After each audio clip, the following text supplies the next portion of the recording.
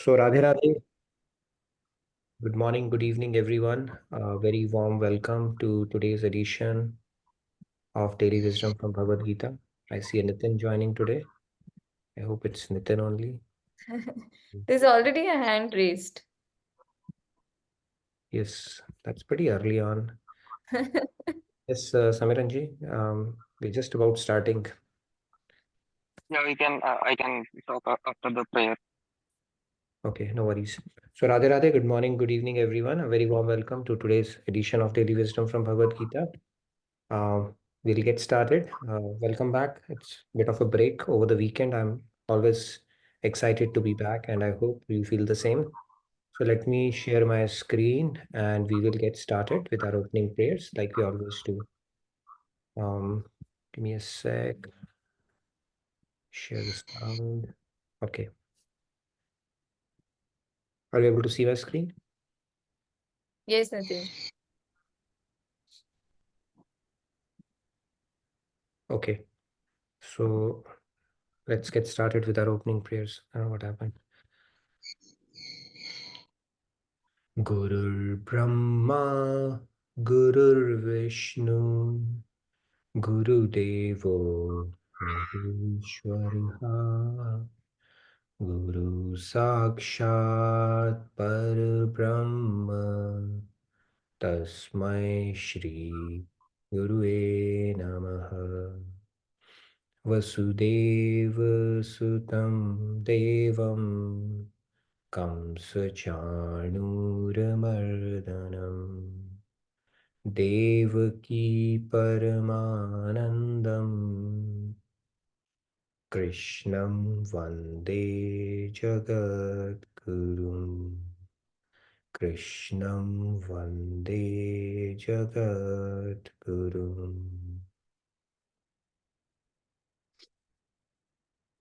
Radhe Radhe, good morning, good evening, everyone. So, again, a very warm welcome to all of you. Let's get started with our topic for today. Give me a sec. Yeah.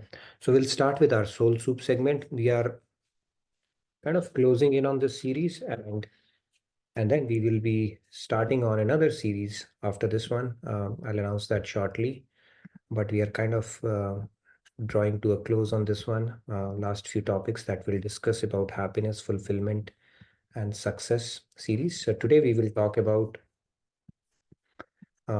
something that we all can relate to, the hardships we are talking about, facing problems. So let's talk about this topic that we have. What is the price one needs to pay for improvement? And the price is facing obstacles. It's only when we face obstacles do we exert ourselves, and that's when we can actually enhance our abilities as well. And we have spoken about it that problems is a part and parcel of human life, and that's the very design of this creation as well. You face problems and then you face it uh, with proper perspective, and when we do that, rather than shying away from it or wishing it away, that's when we come out better and stronger, and that's what helps us expand our own boundaries as well, expand our abilities as well, enhance our what do you call that, strength, mental strength, fortitude as well, around how do we face a similar problem in the future as well. Now, building on to that, there's another thing that is needed. What is that? Seeing the grace of God. We spoke about the topic grace. Now, grace of God in adversity. Now, this could sound like a revolutionary concept. At least it was for me when I heard it for the first time, but that is how it is meant to be. Now, you would say, does it mean I need to get scared? See, we say that we have to rely on God's grace. And now if God starts gracing me, he's going to make my life bad. No, I mean, doesn't work like that. But yeah, that is his way of gracing you as well, because Guru's not happy when you are, having a very comfortable life. It's not that he doesn't want a comfortable life for you, but when opportunities come your way and you utilize those opportunities to evolve spiritually, that is when Guru is extremely pleased. When we focus on inner growth, that is when Guru is pleased, especially if a situation is resulting in inner growth, right? So this is how the process works. So this principle is like we see God's grace in adversity. We'll talk about some examples there. Now, Narad Bhakti Darshan says that how to mold our attitude so that we may be able to keep in mind, we may be able to keep our mind in God irrespective of the situations and the circumstances. And it says Loka Hanu Chintana Karya Niveditatma Loka Vedavat. Narad Bhakti Darshan Sutra 61 says that when worldly losses happen, do not become anxious. See in them the grace of God. Now, let's say there's a tragedy that took place 3 years back. Now, somebody passed away in the family, and there was a theft at home, and the business took a downturn. Now, it happened in the past. If you keep dwelling upon that, then your mind will be in the past. And if it is in the past, when will it get time to dwell or think about God or practice devotion? That sense. And mind is such a vessel that you can only attach it to one place at a time. You cannot do it with multiple things at a time. And if we continue to lament over the past, it is unavoidable that we lose our divine consciousness towards the present moment. And like they call it in finances, it's an opportunity cost of attaching your mind to something which is meaningful and fruitful for us. Now, what's the solution for that? Now, let's look at the embedded blessing around this as well, right? Let's say you have a loss of a near and dear one, and this is a difficult one. This is a tough one, right? If it happens, what is the attitude you can harbor around it? How can you see grace of God in that? So you can, in that case, the one way of looking at it is, I was too attached to my relatives. By taking my dear one away, God taught me that all these relationships are temporary and that I should focus my attention to love God instead. Because if we won't do that, we'll be too comfortable playing this ghar ghar game for the rest of eternity, and that will not serve the purpose of eternity, because then we'll keep on tapping our potential as well, and we will continue to be besieged by anxiety, stress, fear, insecurity, and those kind of things. So that is not serving the purpose of this creation. So that might be God's way, like a mother snatches a doll away from a kid at times when the kid is too busy and he's not focusing on studies or food which is needed for him. Mother may snatch it. That way God can do that as well at times. And then let's say your health has taken a downturn. You're having an ill health. Then how would you health reversal? How would you take that grace of God in that? It is also a reminder there is no perfect happiness there. And then one needs to accumulate spiritual treasures while we are doing fine. Right? When people sometimes think that bhakti is the thing to be done when we have nothing else to do in life. It's a retirement plan. Now, when you'll grow old, or when we grow old, I mean, even when we are fine, even if our tooth is hurting, can we focus on God? We cannot when we do the bhakti of our tooth. But as we keep on growing old, our faculties start failing. Then your leg is hurting and you have some other problem going on, and then we will end up doing bhakti of that body part or our body only. It's very difficult to do bhakti when we grow old, because unless we have practiced it throughout our lives, because that your attention will be taken away by the body ailment that is troubling you. That is how our mind goes, right? So, and when our health takes, even then you can think about it. These are all temporary things. So I should make the most of this opportunity while my faculties are working, while my mind is fertile, while my senses are cooperating. So it's even more imperative to do that as soon as possible, not delay it till our old age. And if you have a business reversal, what is the attitude? How you can see God's grace in that? And then you can say that, okay, this reversal has taught me not to take life too seriously, and I should focus on higher and more permanent aims, spiritual goals in life, as opposed to getting hung up in temporary gains and losses. So in everything, we can harbor that mindset or a perspective that we need to look at God's grace, because if things continue to go fine for us, which is rarely the case for anybody in the life, then, but if hypothetically, if it would or it could, then we will have absolutely no incentive to improve ourselves. We'll be just too happy enjoying here only. And anyway, rough seas, they make skillful sailors, right? And God wants us to become skillful sailors, not somebody who's happy being complacent and enjoying life here. Okay. So with that said, let's move on to our Bhagavad Gita topic today. We are going to start with 5.7 today because we finally finished 5.6. So I'm going to recite it and then we'll pick up few hands to take the discussion forward. Yoga yukto vishuddhatma vijitatma jitendriyah sarvabhutatma bhutatma kurvannapi na lipyate. Let's take a few hands. Radhe Radhe Shri Ramya ji. Radha Vishramya.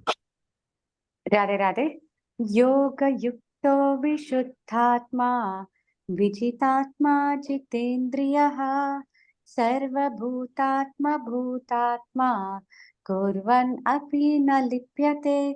Thank you. Very nice. Thank you, Shiramya. So before we move forward, I wanted to quickly I wanted to announce that as well.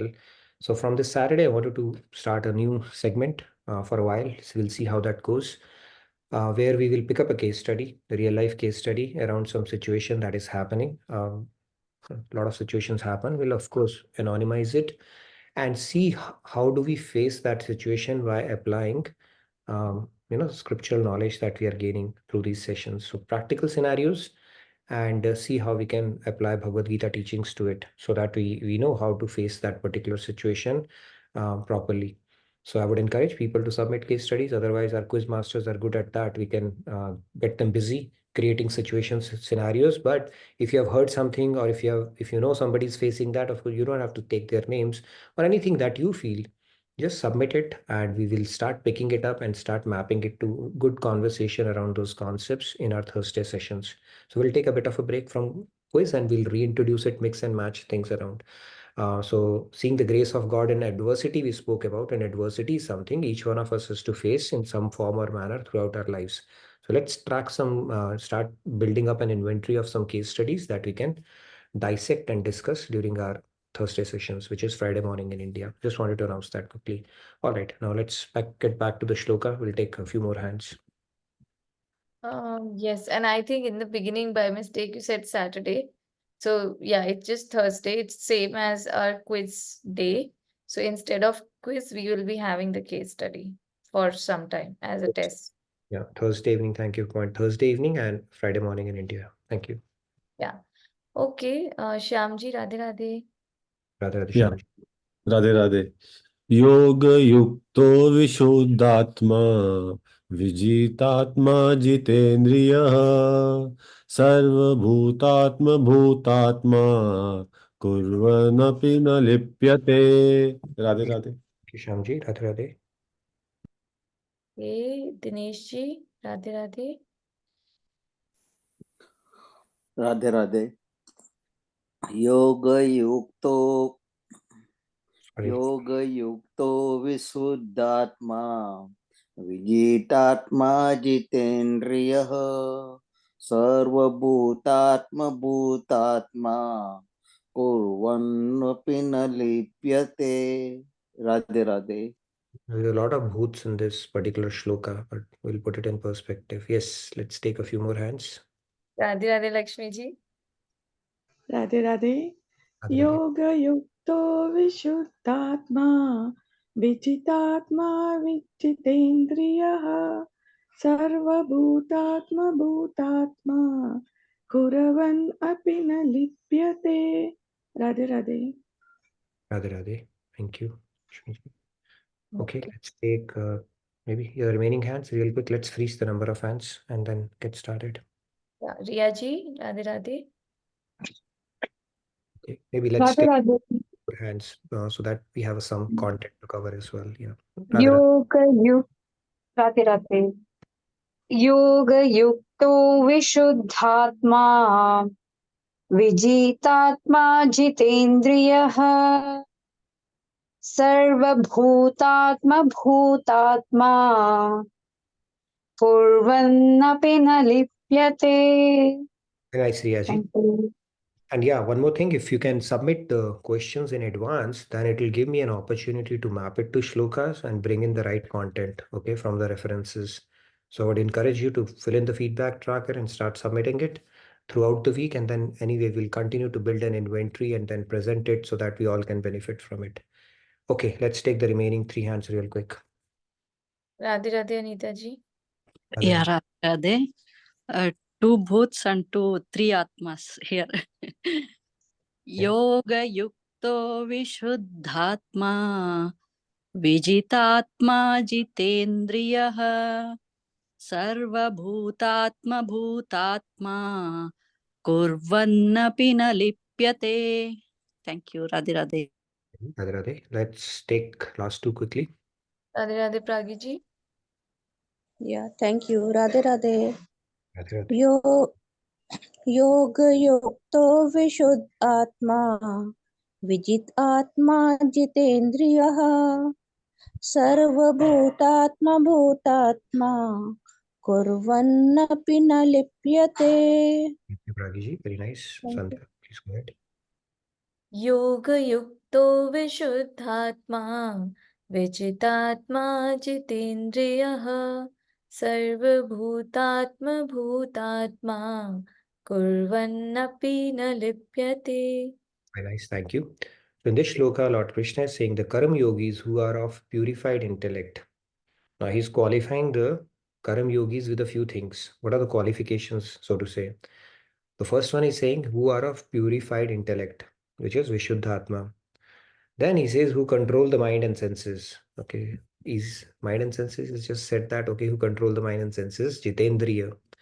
And that is the series we are going to do the next after this success, happiness, and fulfillment series. And then they say, see the soul of all souls in every living being, soul of all souls. Basically saying they are seeing divinity in everybody. That means that is the end goal or end state of a perfect Karam Yogi. Essentially, he's qualifying it, what a Karam Yogi should have. The attributes or the qualifications, so to say. Purified intellect, one who control the mind and senses and who can see divinity everywhere. Think it's a journey. It's a journey, and the stepping stone for that is what we have been talking about, where we start serving God, detach ourselves from the results, do things for the pleasure of God. Those are all the stepping stone for us to finally reach these stages. And we'll talk about each one of this in great detail over the next few sessions. Then he goes on to say, though performing all kind of actions, they are never entangled. We know a Karam Yogi, he multiplies his karma with 0. But for us to reach that stage of multiplying our karma with 0, we need to be having these things, right? It's a journey, of course, but that is a practice we need to deepen. Now let's get into the discussion now. Now here is what is this? Okay, this is a date. Okay, not the date that you usually go for. What is this date? Now this chapter is going to talk about date. What is date? Doubt. The first is 1 to 6, doubt reclarified. The renunciation versus working in devotion is what we were talking about, 1 to 6 shloka in this particular chapter. Similar to the doubt that were posed, that should I act or should I renounce action, Karam Yoga versus Karam Sannyas. And that is, because Arjun was still attached to the idea of leaving the war, he was not willing to take the message. So the doubt has been reclarified into 1 to 6 shlokas. And it is said that a man convinced against his own will is of the same opinion still. If you've convinced them, then their opinion has not truly changed. A is acting in Karma Yoga, that is 7 to 12, and this is what we are going to talk about as well today. Right? This is essentially what we are going to talk about today. And the 3 doers verses 13 to 17 is where action is performed in this world, how it has to be performed, who are the doers. We'll talk about, the Jeev, Prakriti, material, all that stuff we are going to talk about. And then the finally equal vision, that Samdarshi aspect is touched in 18 to 26. Anyway, we'll revisit that. You don't have to worry too much about that.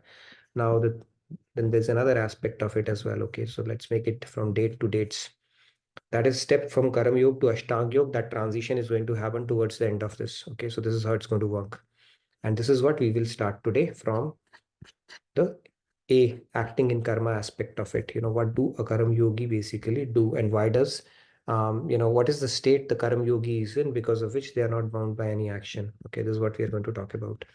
Now, the word Atma, if you look at it, like Anita ji pointed out, has been used in multiple ways, right? It is called polysemic, a word which can be used in different contexts. In Vedic literature, for God, for the soul, and for the mind, and for the intellect. And all these are being used in this particular verse. So let's look at it how. So Vishuddha Atma, if you look at it, Atma word has come here. Vishuddh, pure, and Atma is the soul.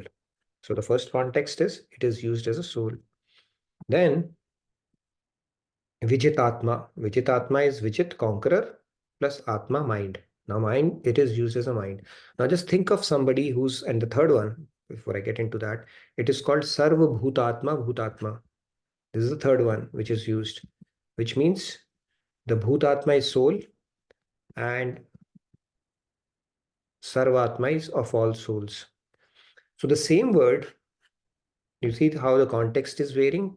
Now, just imagine if somebody is doing swadhyay or self-study around it, they can get confused around it. And that is where, if, when somebody, the commentary coming in from somebody who's practically realized, or under the tutelage of somebody who's practically realized, if they have done that, then you can be assured that it is actually capturing the essence of it in its entirety, including the context. Otherwise, the same word, if we simply substitute it to the regular meaning of Atma, then the meaning or the sense will be lost. So nevertheless, so I hope it helps you understand the polysemic nature of Atma in this particular shloka. We will focus on each one of these in great detail over the next few sessions. Now let's move on. Okay, here's a quick graph on one side, and then we have two sides of it. Okay, on one side we will put I am the enjoyer. Okay, this is increasing from right to left, and then from left to right, what is increasing is God is the supreme enjoyer. There are two consciousness. I am the enjoyer, or God is the supreme enjoyer. Now the graph, the way it will go is this line. If you look at it, the consciousness shifting from I am the enjoyer all the way up to God is the enjoyer. The culmination or the fructification of that consciousness is Vishuddhatma. Vishuddhatma is when you completely understand that God is the supreme enjoyer. Over time, it is a journey that sense has to increase over time. Karma Yoga is essentially building that consciousness where you let go of the fruits. You give up your own enjoyment around the results, and you start building that consciousness, and I am not the enjoyer. Okay, this is something to be done for the pleasure of God, because God is the supreme enjoyer. So God is not miserly. When we do that, he gives you back something in return as well. And that something that you get in return is much higher, blissful, peaceful than what you would have gotten otherwise if you had kept that for yourself. It is a matter of experience. When we start practicing Karam Yoga, the peace that prevails after that is much more superior quality than the temporary thrill you might have gotten by choosing to ride that emotion or choosing to think of yourself as an enjoyer. Okay, it's a matter of realization.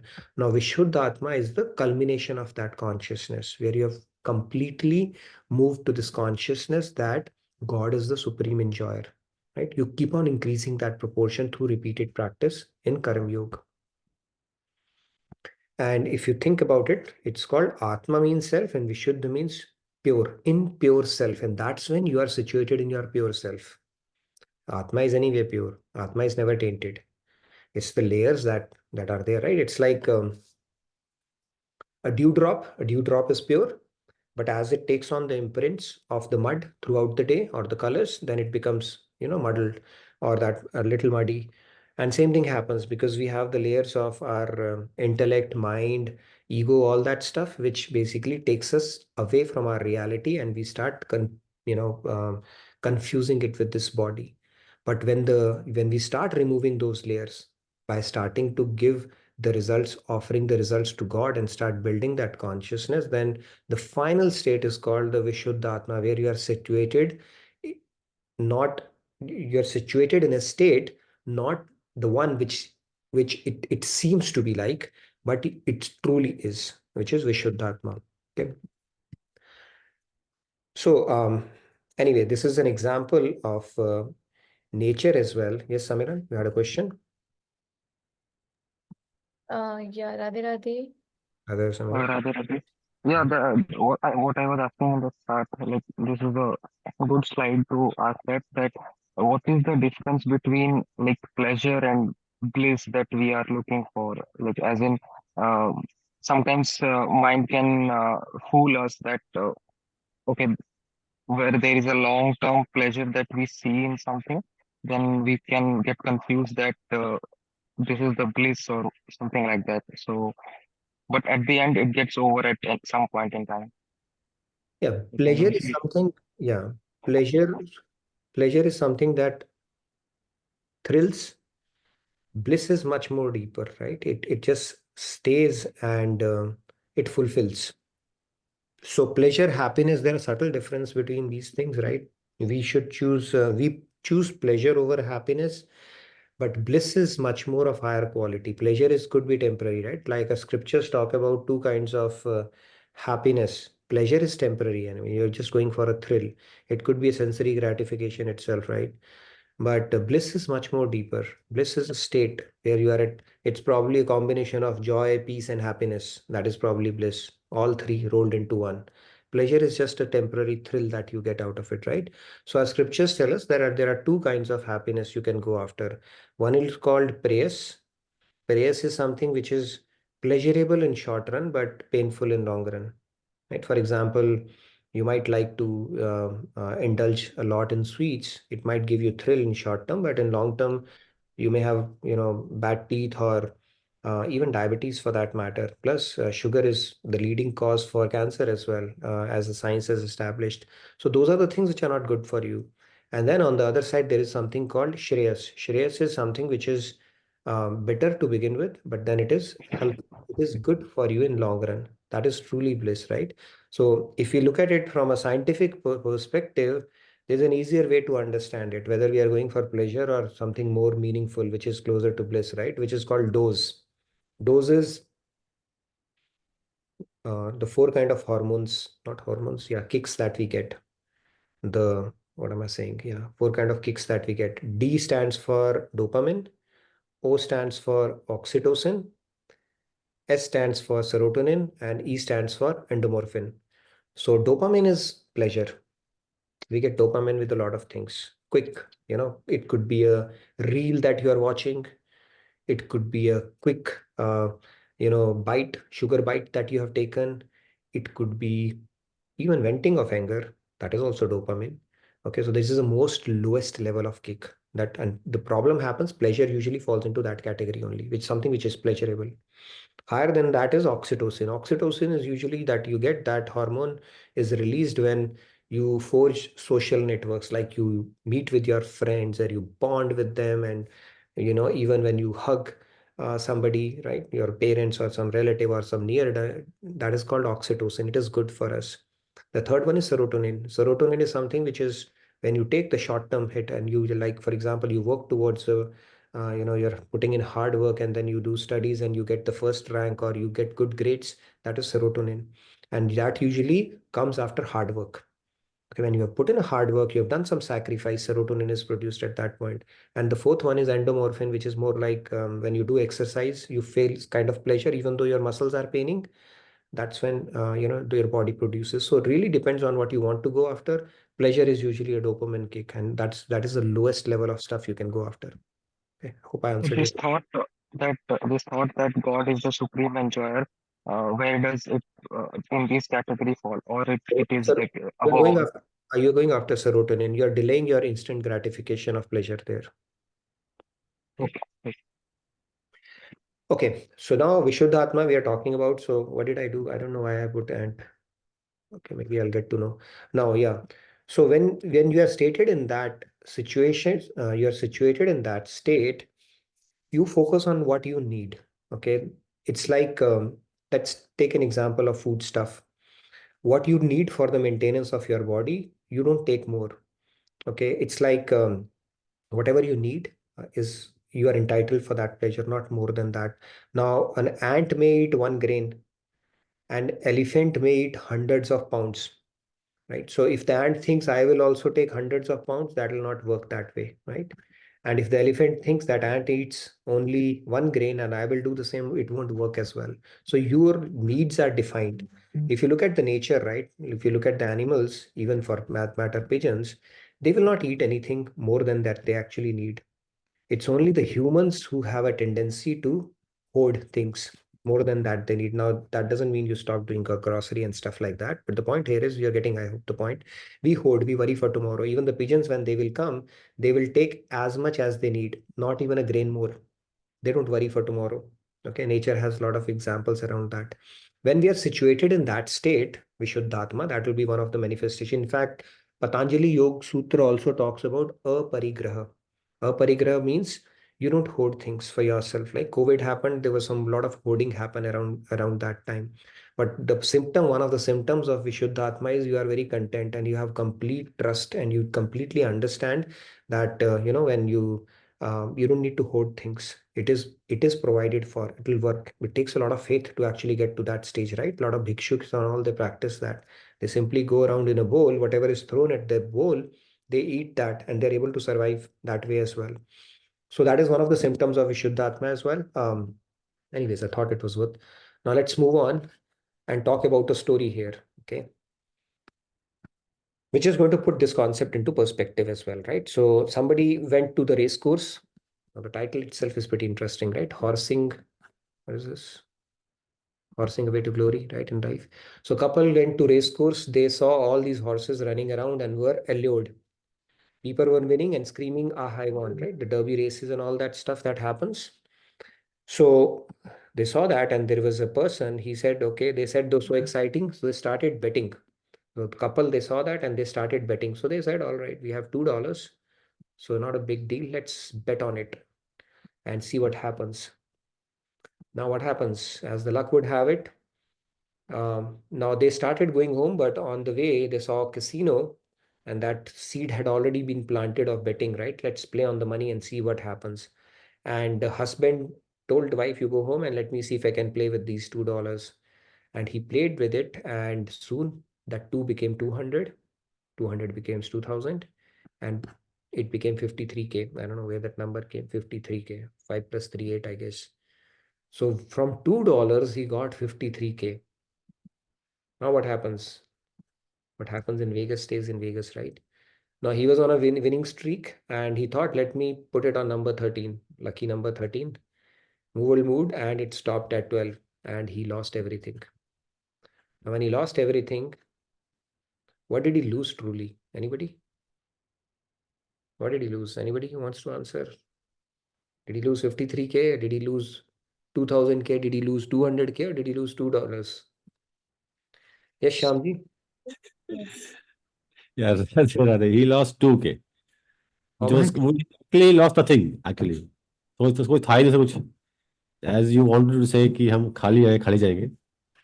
In other words, but You're preempting it, huh? Okay, yes. Yes, Sandhya.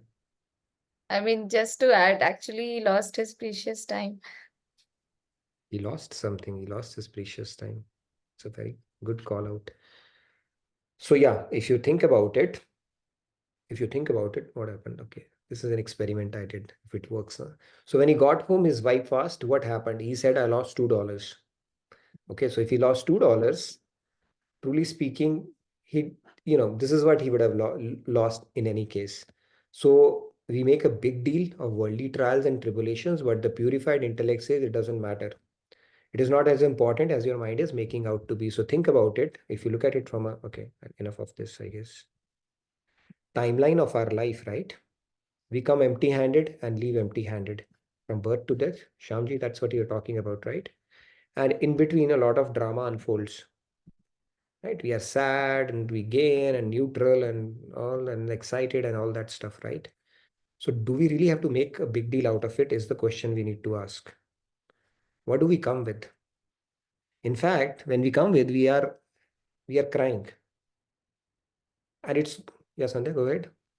I think that experiment is nice because then that will come in the recording as well. Why don't you continue with I that? just tried that. How does it work? Okay, maybe during the storytelling and stuff like that, but I think throughout, because that will be good for the recording as well. You I like mean, it? yeah, You can I. come back. See, I control it. You come back when you want, but I didn't want to see that. Okay, so I just moved it off. I was just trying it how it will work out. Okay, so this new feature I was exploring. But nevertheless, maybe in the stories and stuff, you can make a cameo, whatever. But the point here is, when we come here, we are crying. Why do we cry? We cry. It's good to cry because we have experienced a lot of pain. And when you cry, the mother laughs. Because if you don't cry, then mother will cry. Because crying is good, then she knows the baby's, you know, live and kicking. So we come crying in between. There's a lot of drama that happens, and then finally we move off. In fact, they say when you come, you're crying and world is laughing, and when you leave, you should be laughing and the world should be crying, right? This is how the ideal life should be. But the point here is we come empty-handed, we leave empty-handed. In between all the drama unfolds, gain, loss kind of a deal. And we make such a big deal out of it, and that has to be put in perspective if you truly look at it. I'll tell you another story about a guy who was actually meditating on a river bank. Until he was meditating and he was completely, focused around that, until his eyes opened a little and he saw a golden stick going through the river. And the moment he saw that, he started latching on to it. Okay, today is my day, lucky day. And he started to grab that golden stick. And when he started to grab that, the water currents took that stick a little deeper. And he went a little deeper and another a little more deeper and a little more deeper until he reached a stage where he could barely gasp his breath. And now it was between stick and his life.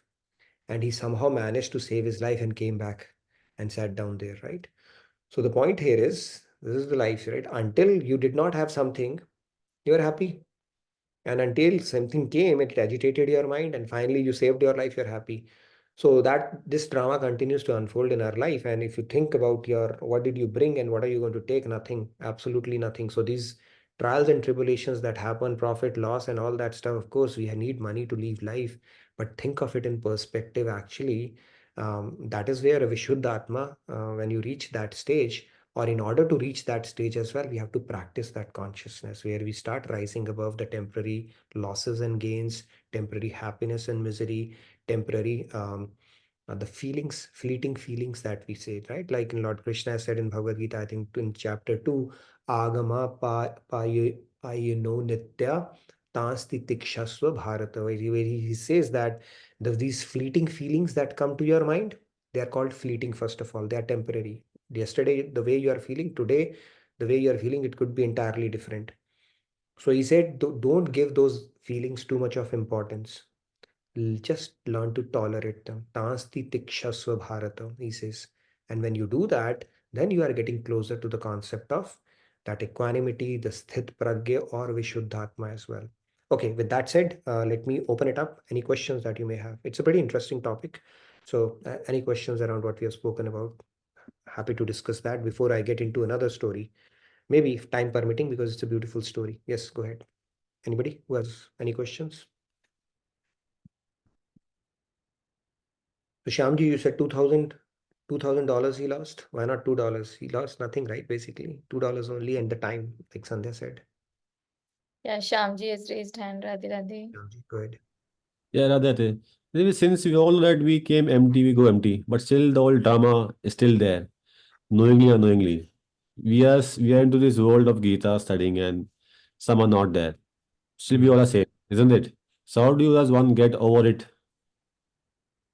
Get Will over, we get over it? Will do we? Do we not? How does it go? get over what? This all drama of the choice we have between B and D, C. The choice of drama, that is where you see the one of the tools. I think energy is not liking what you're saying, or maybe what I No, understand. no. Sorry, please. Yeah. So I think one of the tools that Bhagavad Gita and spirituality gives us the witness consciousness. Right? We start participating in the drama fairly too quickly. Witness consciousness is you simply observe. You don't have to participate immediately. You simply observe what is happening. Right? And then you bring the knowledge to your head. This too is temporary. I'm not stuck with this feeling, and it doesn't taint my soul as such. Is all the drama unfolding in your mind, intellect complex only, right? So that consciousness can actually bring in that awareness. And more importantly, even I will talk about that story because the fast track to Vishuddhatma, maybe I can talk about that story after this, is devotion. When you start attaching your mind to God, or let's say you're doing his Roop Dhyan and you're immersing yourself uh, in the, in God, or uh, the whole 5 or 6 things that God has given, Nam, Roop, Gun, Leela, Dham, then it can fast track your process to becoming a Vishuddhatma as well, because it's cleansing and removing those layers very quickly. That is the only way. But as you know, when I started a journey with you in 21, I lost my dad, and the next year I lost my mom. And before that, I had a full circle of life with material things. I told you earlier also. But somewhere you still feel bad, that you still feel a loss somewhere. You try to be aware of things that this is it. But then the mind just wavers around, goes around, comes back, keep fiddling with it. So how does one get over it? Shamji, there's nothing basically. If you ask me, it's a story of everybody's life, right? Now, let's say there's somebody who's a drug addict, right? If somebody's a drug addict, can you bring them off drugs just like that? No, right? It will repel. You'll have withdrawal symptoms too. And for somebody to come out of it, it takes a long time. Similarly, we are conditioned and addicted to this world and our own conditioning. We are enslaved by that, right? So it will take time. You will become better. The process might take long, but it will happen. It will happen. We have to fill that gap with the proper knowledge. And sometimes even, let's say, you have stopped, you've reached a stage where you have developed that understanding as well, right? So the source behind it, which used to trouble you, is cut, but still, due to your past inertia, it will move for a bit, right? It's like you cut off the power supply to a fan which was moving, and then fan will continue to move for a while before it settles down. So it's a lifetimes of practice that we have done, attaching ourselves to the worldly relations. So that conditioned state would take a bit of a time. We got to be patient with that. But if you ask yourself, maybe, if you do some introspection, do you feel it as you have come a long way with regards to how you felt earlier and now, right? That itself is a sign of progress. So we got to be patient around it, I guess. Okay, man, got it. Thank you so much. Radhe Radhe. I think improvement is happening. It may be subtle, but see, the knowledge, the contemplation, and the grace will do its trick. Now, the pace that we take up, that could vary depending upon how much faith we are putting on this knowledge, how much contemplation we are doing, and how much we are, religiously doing the practice, day-to-day practices. That pace may vary, but the power of this knowledge is such that it'll have its effect. It may be slow, but it will do its magic on us for sure. Yeah, you're right. It's a matter of time. As you say, if I introspect, I have come a long way in just span of 2, 3 years, but it's a long journey in 2 years. But yes, you're right. It's making a lot of difference in my life. If I see, had I not been Itself here, is a I'm a sign of different story altogether. That's for true. sure. And just think of the other scenario, Shyamji. If you had not come in contact with this knowledge, so whatever 2, 3 years time duration, it could have been elongated into 2, 3 lifetimes, maybe 200, 300, maybe 2 million, who knows? So that is the No, power yeah. of this knowledge. So look at that in that sense, right? How powerful it is. But yeah, thank you for sharing that. Let's take a few more hands. Yes, Ajit ji, Radhe Radhe. Radhe Radhe, Ajit ji. Yeah, Radhe Radhe. Actually, Nitinji, your presentation is improving definitely, but not our life style and our actions. What I mean to say, as a child, when we take Or birth, Ajit ji, before you say anything, okay, first of all, the credit doesn't go to me for presentations.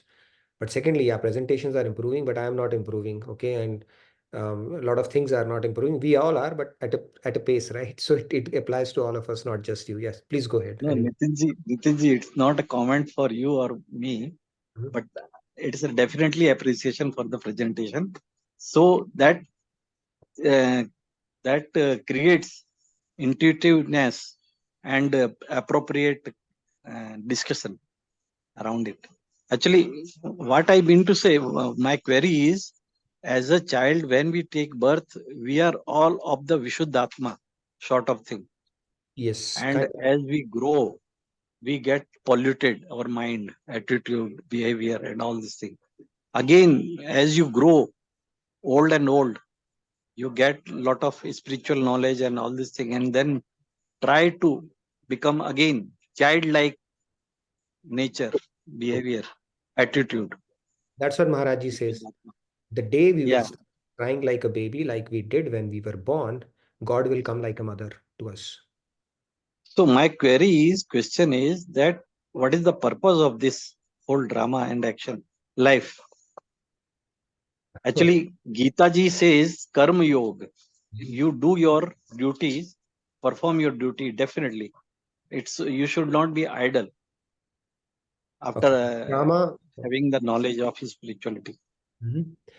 Got a question, Ajit. So the drama of Yeah, his life is um, all about becoming the best version of ourselves, okay? So that God can give us our true inheritance. Now, God doesn't want to keep it with himself. He wants to share it, like a father who's a billionaire would like to share it with his kid. But he cannot give it on a platter to the kid because kid would probably not know what's the best use of it. So he wants us to become the best version of ourselves so that he can give all that he has to give us and make us like him. Okay, that is the whole drama. All God is asking us is become good, nothing else. Okay, our selfishness, our lot of impurities that we have acquired, we need to just get rid of them, and then he will be more than happy to give us our true inheritance. That is the whole drama about. Okay, the day we become pure, job is done. okay, so got it. That just like gold, you try to improvise, and True. get rid of impurities Purity is true. पुनी gradually. Yeah. और अधिक चमकेगा सोना पुनी पुनी अग्नि तपाने को. Maharaj ji has that bhajan, right? So that is essentially Yes. what he's going to put us through trials and tribulations so that we come out and sparkle and shine forth. So yeah, true, Ajit ji. Let's Thank move. you. Thank you. Thank you so much. Okay. Thank you for thanking. Yeah, Monica ji, go ahead, please. Radhe Radhe Monica ji. Radhe Radhe. So, Nitinji, there are directions, and I mean there were directions and still there are, and guidance around how to live your life in our Sanatan culture. Let's say from 1 to 12. I think it's so basically after 12 it's brahmacharya, and then after 25 is grahast, and when 51, 52, the one thing, it starts varnashram. So my question was, in this journey of detaching ourselves from material world, since life doesn't have any grace period, we heard that in Kasha, is it a good idea, or is it recommended to distance ourselves after some time? Because let's say we try hard, but then, we still love our immediate family members. So with the perspective, of course, now after getting this Tattva Gyan, but then let's say after 50, is it a good idea to, let's say, for one ashram, let's say? Varnashram, yeah, Varnashram Dharam is about that only, right? If you look at it, Varnashram Dharam, if you think about it, it's not, see, attachment. Bhagavad Gita is not saying you have to wait till Varnashram Dharam, right? You have to put that in perspective right from the word go. Right. But there's a period where you start taking it to the next level, right? People go to sannyas after that. They don't become helicopter parents looking after their kids and kids and kids, right? Kind of a deal. So that is the truly true Varnashram Dharam in that sense, where you become more focused around that. Right? But actually, if you think about it, even living in your family life, you could practice Karam Yoga. You don't have to wait till that long, right? It's not like on my Varnashram Dharam, after 50, I'll detach myself or start practicing these principles. You could do it as part of your day-to-day life. Yes. So let's say, sorry to cut you here. Let's say you're actually already doing that. But let's say you reach 50 and you realize that there's still some work left to be done. So not to take chances, is it a good idea to opt for one ashram? Sure, if the family supports and your environment thinks support and you want to do that, and you can consult with your guru if you strongly feel that urge and under their guidance and whatever guidelines they provide, certainly one could opt for that, if it works for you and you strongly feel about it, because that could be call of God as well, right? Right. It's about like not taking chances, right? That's the whole point. A lot of people say they want to devote their entire time to it, but yeah, I think it is a function of their situation, circumstances, practicality, and of course, guidance from the guru itself. But yeah, that could be one of the things. If you think you have done your duties to an extent where you could now solely focus on your spirituality, and if you think you can afford it, why not? Thank you. Radhe Radhe. Radhe Radhe. You have some grand plans, it looks like. Yes, Madhuji, let's take faces before we take names. Madhuji, Radhe Radhe. Radhe Radhe. Radhe Radhe everybody. Radhe Radhe Nitinji. Like I am able to understand what now you are saying about all of this loss and all that now. When I really had to face it, it was very difficult because I was very realistic and practical about things. I used to think that I'm doing good. I have left so many, luxurious options and gone to do some sort of social service in remote areas without any recognition and all that. And so, why should I have so many losses? But now I understand everything. But being an empathetic person, like I'm in my 50s and I have some close friends now whose old age parents are about to, pass away. I don't understand how to, though I'm in that path, I don't know how to make them understand and accept this thing. Though I have myself taken some time to accept things, I don't know how to do that to them. Can you just, provide some throw light on it, like how I should go about doing that to them? It could be just a couple, maybe not too many people, but I want to be there with them. I didn't feel it when, like when somebody just comes and gives you condolence, like, okay, this happens in the world and all that. It just becomes very monotonous sort of, a sort of like rhythmic song that people do and go. I feel that. So how does one do it in a way that that person feels some solace during such hard times? Yeah, so I think this could be one of the questions we can put in our case study, like the Thursday session that I'm talking about. This would draw a lot of interesting perspectives on it. But a quick thing, if you ask me, just thinking out very quickly on this one. See, first of all, talking somebody into it is difficult, especially if they have not invested time themselves on it, right? Because just think of it, if it was so easy, if then we would have listened to Swamiji or Maharaji's one lecture and would have changed our life completely. Completely, one lecture. So doesn't work so easily. It's like even after knowing, see, first of all, you will not know. You will not have access to the knowledge. Secondly, even if you come to know about the knowledge and you know it as well, still when the moment will present itself, you'll not be able to implement it, right? So there are a lot of factors because we learn it at our own pace, and we may have our past sanskars which might present some barriers. We may have some vasanas which are not yet taken care of. There are a lot of functions around it. Third, lastly, you can't dig a well when your house is on fire. So if they have some kind of an orientation to this deeper knowledge, then you can talk. Otherwise, they may even become negative. What kind of gyan this person is giving? So we don't know. It's very contextual. So maybe you can give them some food for thought and look at their appetite. Tell them something philosophical and see. But it's very difficult to talk somebody into it at this moment, especially if they are already negative about their situation and all they are looking for a comfort that, oh yeah, something bad has happened to you, and that is all they want to hear. That can happen too.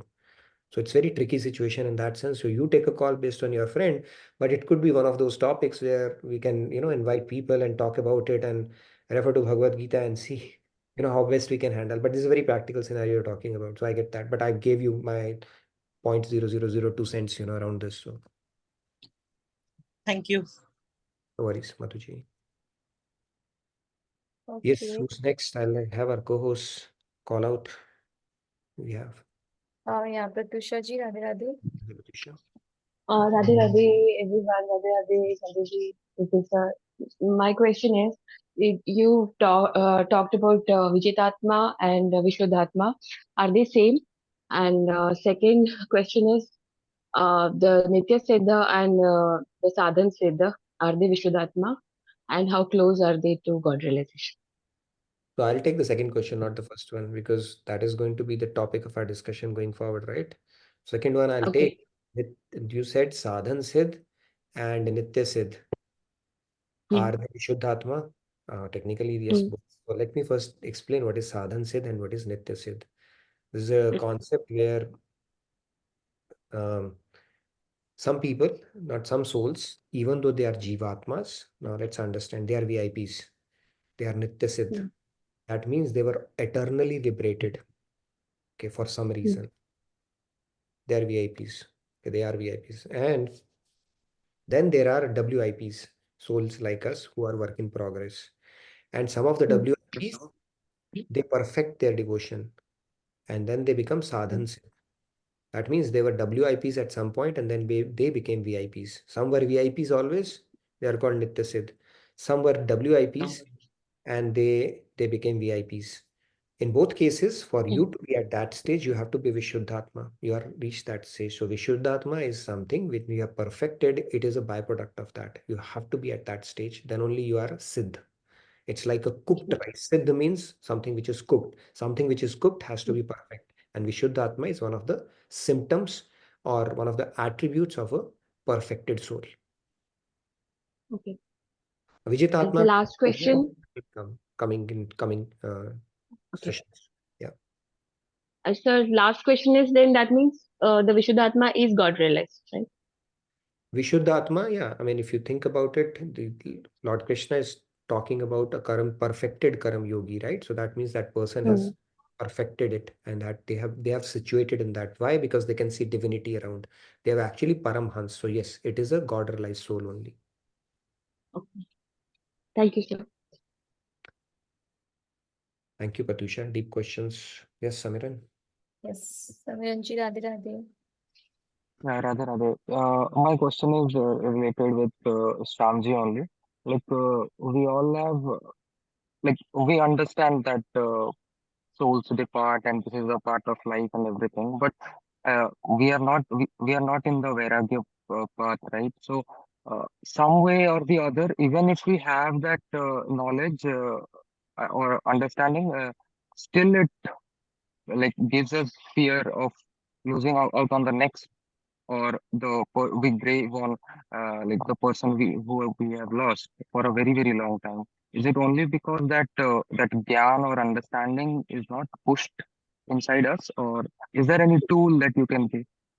No, see, it's like this. The more you have contemplated and the more you are, truly detached, the quicker you would rebound. So our scriptures have given us 13 days to more and get out of it. But that doesn't mean that you can, some people can stretch that mourning for a long time as well, depending upon how deeply they are attached to this world. So it's our ignorance and that aspect which can determine how long it will take. And some people faint when they hear the news. They are not able to take that shock because the attachment is so deep rooted. And where is it born out of? Our ignorance. And why do we have an ignorance? Because we didn't get exposure to this knowledge. So it's our deep rooted attachment, thinking of ourselves as a body. And because we think our happiness is now obstructed from that relation, right? Why do we get upset? Because we thought that relationship is going to give us happiness, and that happiness is obstructed, and that is why we get upset. And for us, some who are really deeply attached to something can take a longer time, but some people who have worked on themselves, they understand the deeper principle, they look at it from that perspective. For them it might be quicker. And somebody who's completely detached, they will simply move on as if nothing has happened. Like Narsi Mehta, when he saw his family burn, he said, all right, God, maybe that was your design and your desire that I, take away my remaining attachments from this world as well. And now I can focus only on you. But not everybody is at that stage, right? People like us we are not there. If we see some near and dear one going away, we'll be like, oh, what has happened? It will take us a while to get out of it. But saints are not at that stage because they completely detached. They completely understand that soul is not going anywhere. We are simply changing dresses. Even Mahabharat war, Krishna simply changed the dresses for everybody after the war. Everybody is going to be there. Nobody is going anywhere. So that knowledge is completely sunk into them. It's not at a periphery or at a surface level. But depending upon how deeper you have taken that knowledge, your rebound will be quicker. That's how it works. Yeah, you said about the 13 days concept, right? So when my father passed away, it was like I was questioning a lot, like to myself, that this thing has happened and all people are thinking about seventh day ko kya banaye and what the things like that. But then my mother told me that it is only these rituals help us to get detached. We get busy in the rituals. That's why we are able to detach ourselves. That is the whole idea. Those rituals, they keep you busy and then, helps you take a logical closure to that whole thing. That is how it is. The soul as such has departed on its journey. Right after the year. Thank you. Thanks, Amiran. Keshav ji. Yeah, Radhe Radhe Keshav ji. Radhe Radhe. Yeah. Vanprastha ashram and sannyas. Now I'm running 80s. Should I take sannyas? No, not at all. Why? Sannyas is from mind, not from the body. Physically, I am and I will continue be with my family, but mentally attached to the God and attached to Purushottam Krishna. And then, in addition to that, I need to depart this knowledge to my kids and grandkids, slowly, gradually, by giving personal demonstration. Radhe Radhe. Yes, got it. Yes. Yeah. But yeah, see, we can do this along with our spiritual duties, carried on, carry it on with our social duties as well. And for some who wants to just solely focus on that, that option is there as well, right? So it really depends on an individual which path they think can fast track their growth. If you feel comfortable doing it in family life, that's perfectly fine as well, right? Lord Krishna said, right? But then if somebody thinks, okay, let me just focus and devote to this alone, that's also a valid thought process around it. So hope that answer. Yeah, good. Thank you so much for sharing that, Keshav ji. Okay, so any more, or I would encourage all of you to fill in the feedback tracker if you have some situations in mind, case study you want to submit. This is your time. We'll continue to announce it throughout. I want to give it a shot, this segment of case studies and how do we bring it to life in practical scenarios. So take out your time, put in some thought. I think it's going to be immensely beneficial, right? And then we will try to mix it up with quizzes in between and all that stuff. So we have always tried to mix things up. So want to give it that shot as well. Yes, Sandhya, go ahead. Just came up with this, maybe not very thought through, but like regarding sannyas only, like it's when someone has to take that decision, it's possible that the family may not be like fully prepared or okay with someone taking that decision. And most of the times, I think there will always be a dissent. But I think if someone is very highly motivated for whatever reasons and have received the, like good to go signal from Guru, then they will proceed with that. So question is more around those lines, that one wait to see the alignment of the family for such a decision, or they just proceed. It just came, so I thought I'll put across. Family will say you do Radhe Radhe, but in limits. Don't leave us. Limits. Okay, God has to be practiced in limits where the limits does not cross the limits that they imposed on you for the. So that struggle will always be there, right? They say that everybody needs a Shaheed Bhagat Singh, but not in their own family. Everybody needs a Prahlad, but not in their family. So that tussle will always be there. We have to balance it out. You think about it from a family standpoint. They have so many people to answer to, right? Society, people, and so many things. And then they have their own baggage of their sanskars and their understanding around the template life and all. It's a revolutionary concept. Their kid trying to take a sannyas or taking a completely different life, choosing a different life. So it's never going to be easy. But yeah, I mean, if you think you can have that reasonable discussion, sure. But if the call of God is so strong, like it was in the case of Swamiji, then you won't even bother about that question. But if it is not so strong and you think it's open for negotiation, give it a shot. Or if you think it's a futile exercise, rather than giving them a high BP at this age, let it soft pedal and work. So different options are there depending upon the situation that you are in. But it's not an easy conversation for sure, right? No parent would like to say, oh, our budhapa sahara is going to now take care of God. When God is fine, we do puja 2 times, but what is this? You're going to devote your time to God only. So it's definitely not an easy conversation, as you can see. But yeah, if you are at that level of detachment where ripened fruit we spoke about, right, then you will not even bother about that question. You will simply walk off like Buddha walked off in the middle of the night. But very few are actually at that stage, right? So it's But I like think fish out of water. hardly there'll be any case where the family is like happily sending ki ja Simran ji le apni zindagi types. Did you say Simran or Samiran? Who is Samiran? That was a movie dialogue, but yeah, it can be. Yeah. I know. It's a far-fetched idea, at least in current times. Parents will be like, oh my God, what are you talking about here?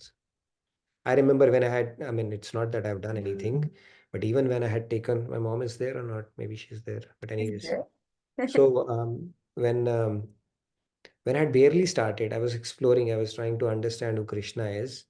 And when I came to know, I was like, oh my God, do you know who Krishna is and what this and that? And then when I came back from US, I was like, my iPods loaded with bhajans and with a mala. I don't know, I would wake up at odd hours and started doing that. So they freaked out. The first worry was they have brainwashed you and beta is gone. He's going to become Baba or a sannyasi. I said, if I become a Baba or a sannyasi, it's a good problem to have. I could not convince them. But after a while, they saw he's a sane guy, right? So they were okay with it. But it's a big deal for them. I can tell you for most of the Indian parents, it is a big deal. Mom, if you can chime in and put in your thoughts as well, okay? If she's there. Should I unmute, Auntie ji? Mummy आपको बोलना है तो you can please feel free. Go ahead. Radhe मैं राधे। खुद मैं अब खुद इसके साथ हूँ। बहुत अच्छा लगता है मुझे। वो टाइम गया।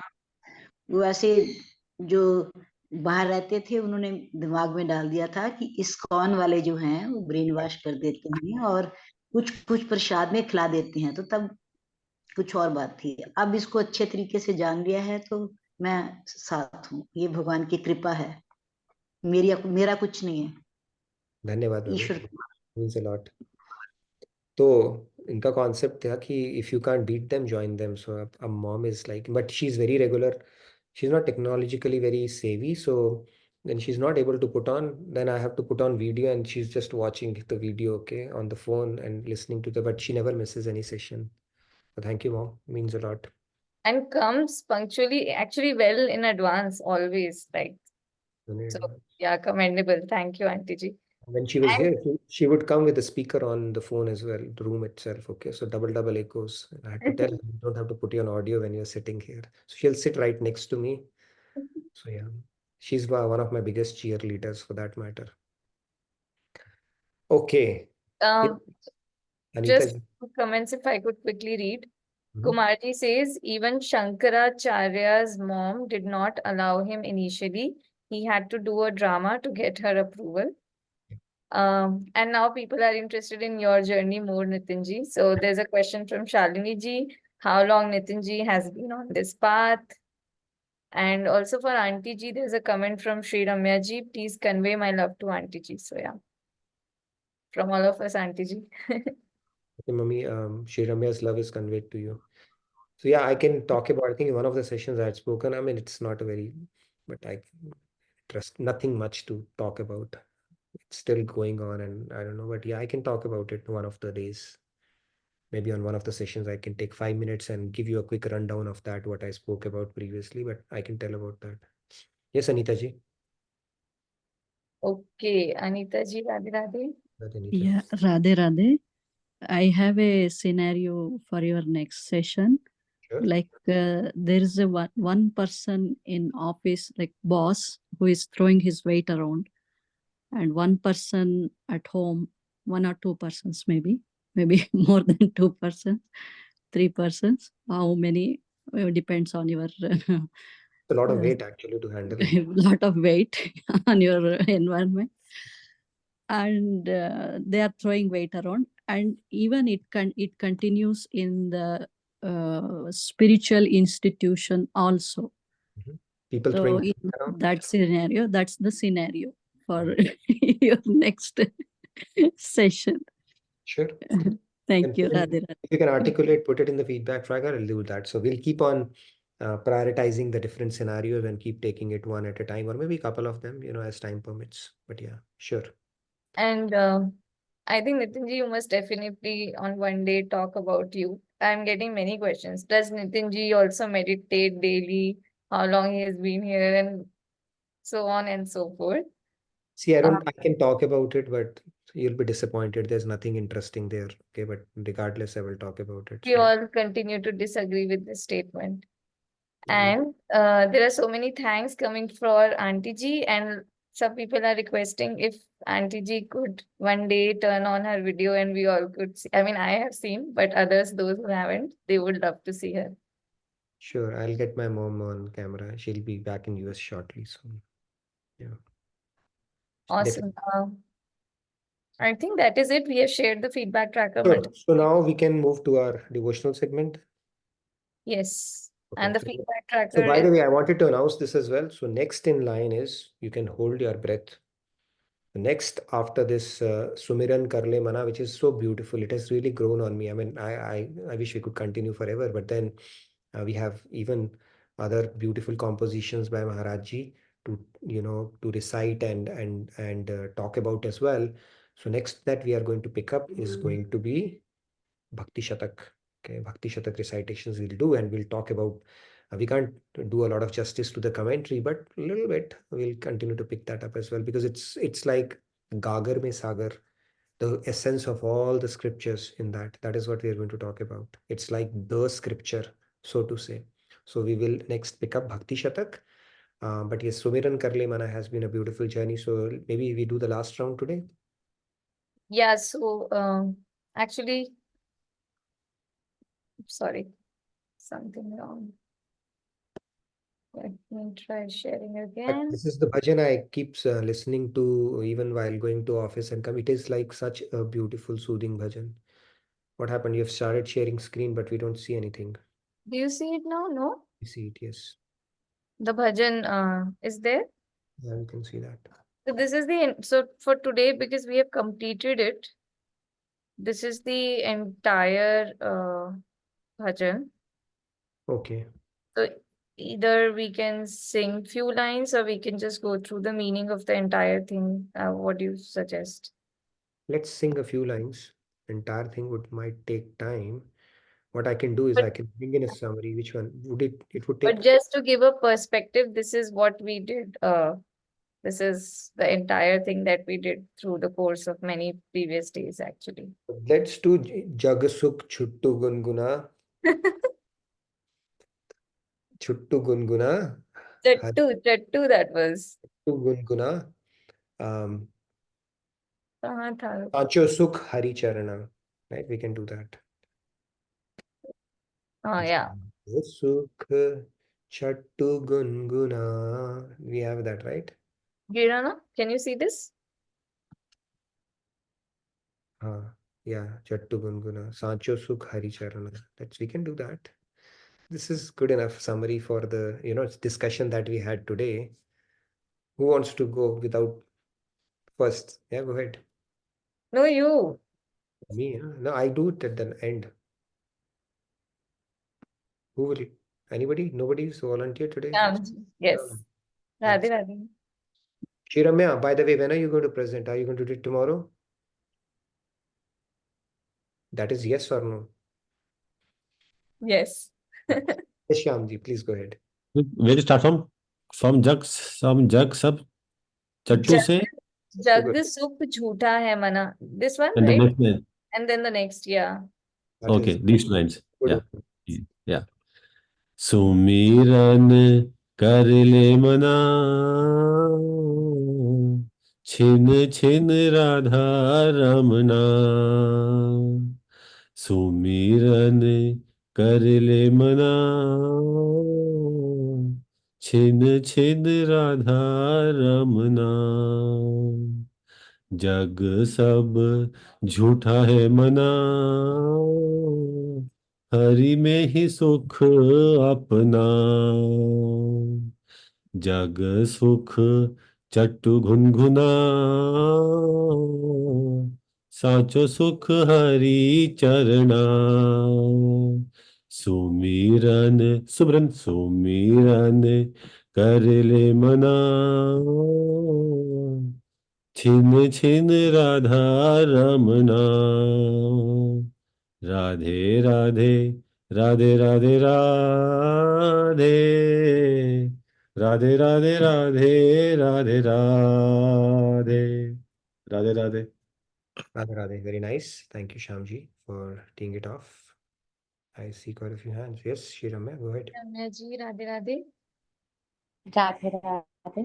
सुमिरन कर ले मना, छिन छिन राधा रमणा। जग सुख झूठा है मना, हरि में ही सुख अपना। जग सुख छट्टू गुनगुना, साच सुख हरि चरना। सुमिरन कर ले मना, छिन छिन Radha Ramana. Thank you. Radhe Radhe. Very nice. Thank you, Shiramya. Minu ji Radhe Radhe. Radhe Minu ji. Radhe Radhe. सुमिरन कर ले मना, छिन छिन राधा रमना। जग सुख झूठा है मना, हरि में ही सुख अपना। जग सुख चटु गुनगुना, साचो सुख हरि चरना। सुमिरन कर ले मना, छिन छिन Radha Ramna. Thank you. Very nice. Thank you, Minu ji. Okay, who's next? Swati ji Radhe Radhe. Radhe Radhe, Swati. Radhe Radhe. या सुमिरन कर ले मना, छिन छिन राधा रमना। जग सुख झूठा है मना,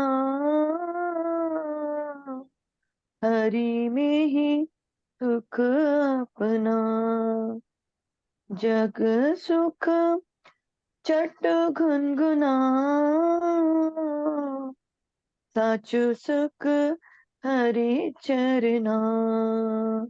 सुमिरन कर ले मना, छिन छिन Radha Ramana. Thank you. Radhe Radhe. Ji, Radhe Radhe. Thank you. All right, I see quite a few hands. Yeah, let's quickly take. Okay Riya ji Radhe Radhe. Riya ji. Radhe Radhe. Can I go after you, Azia ji? Yeah, sure. So I can. Should I go right now? Okay. सुमिरन कर ले मना, छिन छिन राधा रमना। सुमिरन कर ले मना, छिन छिन राधा रमना। जग सुख झूठा है मना, हरि में ही सुख अपना। जग सुख चट्टू गुनगुना, साचो सुख हरि चरना। सुमिरन सुमिरन सुमिरन कर ले मना, छिन छिन Radha Ramna. Very nice. Thank you, Sandhya. Okay, Riya ji, now you want to go? Radhe Radhe. Yes, thank you. Radhe Radhe. Radhe. सुमिरन कर ले मना, छिन छिन राधा रमणा. सुमिरन कर ले मना, छिन छिन राधा रमणा. जग कोई तेरा न मना, तन भी न तेरा अपना. सांचो सुख जग न मना, सुख घन राधा रमना. सुमिरन सुमिरन सुमिरन कर ले मना, छिन छिन Radha Ramna. Thank you. Radhe Radhe. Take the remaining two hands as well. Dinesh ji, Radhe Radhe. Radhe Radhe. सुमिरन कर ले मना, छिन छिन राधा रमणा. जग जग I'm sorry. जग शुभ जूठा है मना, हरि में ही सुख अपना. जग सुख चद गुनगुना, साचो शुभ हरि चरणा. सुमिरन कर ले मना, छिन छिन Radha Ramana. Radhe Radhe. Radhe Radhe. Thank you. Okay, Lakshmi ji, Radhe Radhe. Radhe Radhe. सुमिरन कर ले मना, छिन छिन राधा रमना. जग सक झूठा है मना, हरि में ही सुख अपना. जग सुख छट गुनगुना, सांचो सुख हरि चरना. सुमिरन कर ले मना, छिन छिन Radha Ramna. Thank you. Very nice. Radhe Radhe. Lakshmi ji, thank you. Okay. Nitin ji, you are singing? Sure, I can go. Yeah. सुमिरन कर ले मना, छिन छिन Radha Ramna.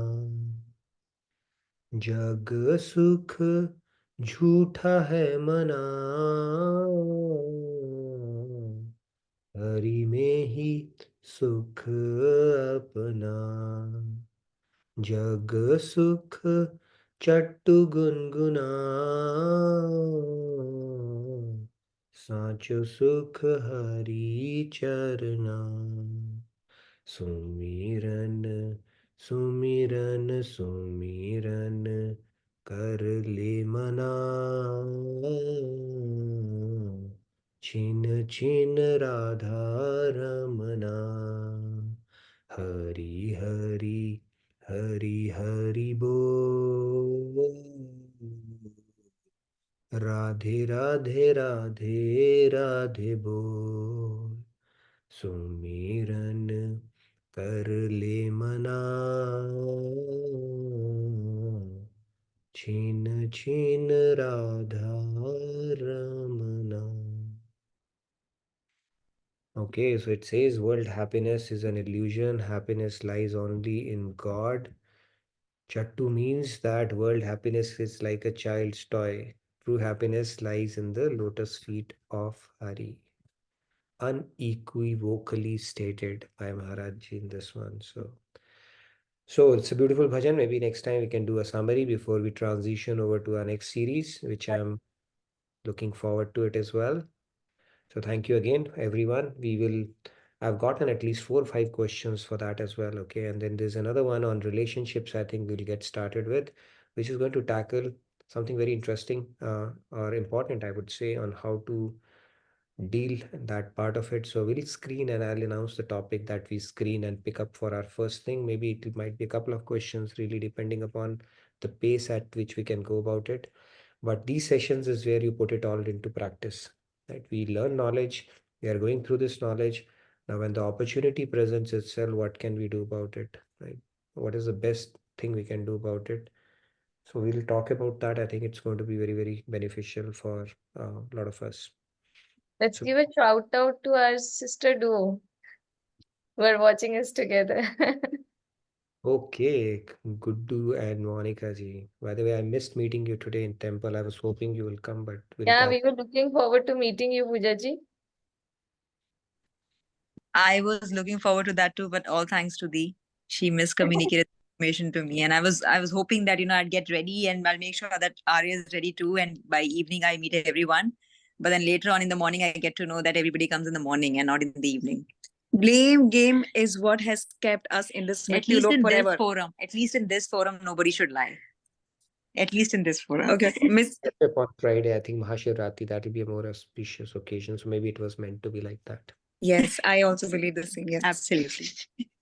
Great. Awesome. Okay. So, yeah, thank you everyone for your engaging participation. Look forward to seeing you tomorrow. Radhe Radhe. Radhe Radhe. Good night, good day from my side. Thank you, everyone.